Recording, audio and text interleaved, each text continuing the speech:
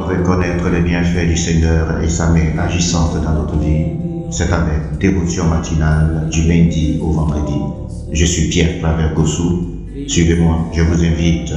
Et pendant que ta grâce nous accueille devant ton trône béni, nous te prions, tendre Père, de pardonner nos fautes et de laver nos cœurs de toute impureté.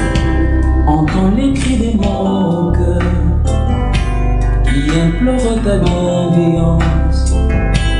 Fais tomber mes offenses, fais-le sur mon grâce. De mes lèvres impures renvoie. Oh oui, j'ai péché contre toi. Au nom du Père, du Fils et du Saint-Esprit. Amen. Ton amour est intarissable. Ton amour est l'expression vivante de ton regard posé sur ma vie, admirable sommité. Je suis issu de l'arbre de vie et du royaume des cieux, considéré comme un prince et mon épouse une princesse. Ah, tu m'as donné des filles qui sont liées en alliance avec toi par le sang. Et je les regarde comme des princesses et je me dis, ma maisonnée est un royaume bâti sur le roc en fer, Jésus-Christ, le roi des gloires. Alléluia. Fidèle est ton Père, pour son précieux service, agrée nos sacrifices. Issu de l'arbre de vie, et je suis porteur de vie, promoteur de l'évangile, né pour t'adorer et avoir la grâce de la productivité.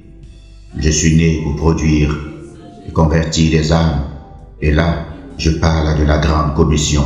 Allez par toutes les nations, faites des disciples, baptisez-les au nom du Père, du Fils et du Saint-Esprit. Alléluia. Bon réveil, c'est la dévotion matinale. Sanctifie nos vies au sein d'Israël, nous te le prions.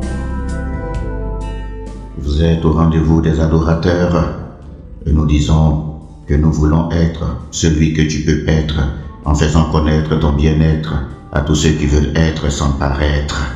Bien-aimés, notre référence, c'est Jésus-Christ. Considérons le mystère de Jésus. Considérons-le. Au sein d'Israël, nous te le prions. Dans ta sainte présence, Seigneur, nous voici brisés, condamnés. Du haut de ton trône de grâce. Et voilà, vous êtes bien installés à la dévotion matinale, à la rande de glorieuse, à la balade des gens heureux. Considérons le ministère de Jésus. Baladons-nous et voyons le beau passage de Jésus-Christ cité. Il y avait un groupe de gens vivant sous l'oppression sévère de difficultés. Les Juifs en Palestine, sous l'ancien empire romain, étaient un peuple battu et vaincu. Il y avait la famine partout. La discrimination politique et religieuse était à l'ordre du jour. Alors, un homme apparut sur la scène. Son nom est Jésus-Christ. Il était oint de Dieu et il avait les solutions à tout problème. Il s'est levé comme la lumière brillante d'une ville placée sur la montagne qui ne pouvait pas être cachée. L'agneau de la rédemption. Alléluia.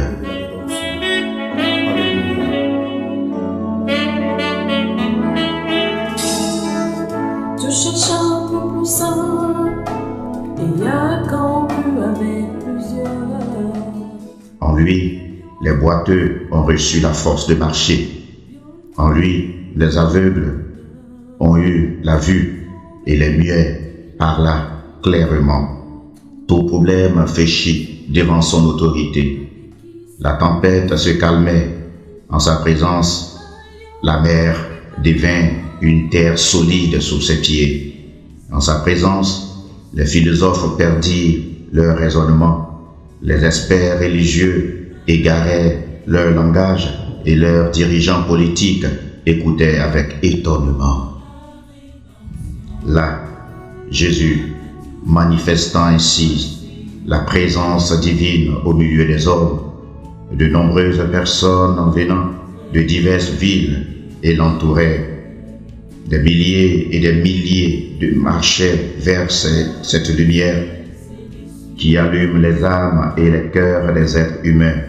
Un jour vint, il se trouvait au désert, un lieu de besoin extrême. Certains parmi eux avaient de l'argent, mais il n'y avait rien à acheter. Cependant, la majorité d'entre eux n'était rien. Il n'y avait rien à se mettre sous la dent, pas d'espoir. Oui, d'être nourris dans le désert. Ils avaient faim, ils étaient fatigués et ne savaient pas quoi faire.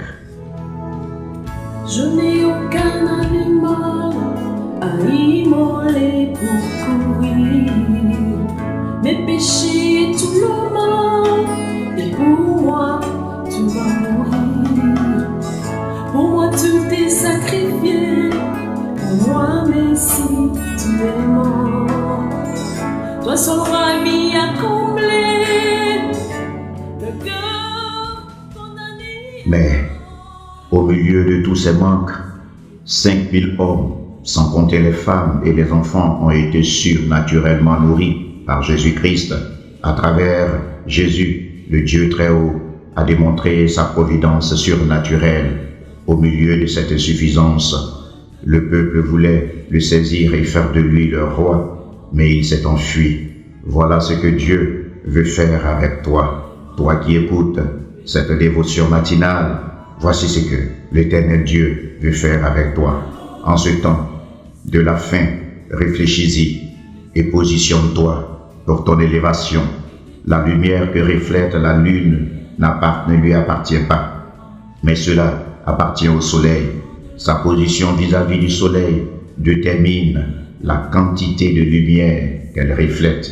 Dieu a décidé de distinguer son Église, de distinguer ses oints, mais tu dois te positionner dans la marche avec lui pour refléter sa gloire. Dévotion matinale un jour, dévotion matinale toujours. Pour mes rois des rois, mon bouclier de combat, me rend saint devant toi, c'est de Golgotha. Pour mes rois des rois, mon bouclier de combat. Oui, une randonnée glorieuse avec ce thème, la dimension spirituelle des principes créatifs. Tout au long de ces 2 semaines à venir, la dimension spirituelle des principes créatifs. Oui, bien-aimés, nous nous appuyons sur Jean 1, le verset 1 à 3, mais si vous voulez, sur Genèse 1, du verset 1 au verset 3 aussi, nous nous retrouverons. Dieu crée, oui, Dieu crée le monde à partir des clés. Dieu a créé le monde à partir des clés, il faut le savoir. Et les clés, c'est le verbe, la parole. Oui, la parole, bien-aimée, c'est la puissance créatrice. C'est à partir de cette clé que Dieu a créé le monde. Par révélation, Moïse, auteur du récit de la création, tantôt par narration ou par interprétation. Oui, bien-aimé, Dieu nous parle de 2 façons. Une, le style direct ou par la révélation. Le premier verset est le flashback. Un flashback, bien-aimé, c'est nous avertir et nous donner l'envie de découvrir, oui, le récit de la création. Le flashback, le voici. Au commencement, Dieu créa les cieux et la terre. Et du coup, tout s'arrête. Cela donne la soif, l'envie de connaître la suite. Au commencement, Dieu créa le ciel et la terre. Ne regarde pas au flashback, mais regarde au background. Oui, bien-aimé, beaucoup ont tendance à regarder au succès des autres, mais on ne regarde pas à comment ils ont fait pour y être. Oui, Le background, c'est le témoignage, le bagage de vie de la personne. Ne regarde pas à l'apocalypse de quelqu'un, mais regarde à sa genèse. Cherche sa genèse, alors tu comprendras son apocalypse. Bien-aimé, oui, le verbe. Le verbe est la clé pour crier. C'est la clé pour crier toutes choses. Utilise ton verbe. Déclare des paroles fortes. Déclare des paroles puissantes. La Bible dit que l'homme est lié à sa parole. Utilise la parole et tu vaincras les obstacles de ta vie. Et je te le promets au nom de notre Seigneur Jésus-Christ.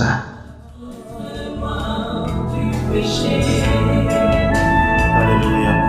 Merci de t'élever, ô roi, pour agréer l'offrande de nos cœurs répandus. Le vin de ton amour remplit ma coupe, la coupe de mon cœur qui déborde en un flot et enivre mon âme de ta beauté. Alléluia. Merci Seigneur. Merci mon roi.